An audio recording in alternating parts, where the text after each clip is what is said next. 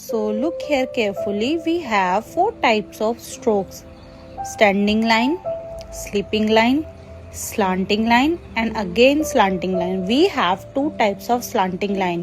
First slanting line start from the right side and goes towards left side, and the next one start from the left side and goes towards right side.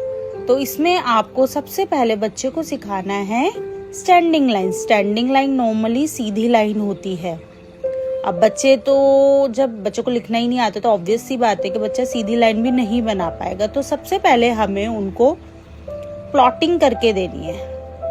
We have to plot the standing line first, then जो बच्चा है ना वो बच्चा खुद इनको trace करेगा lines को.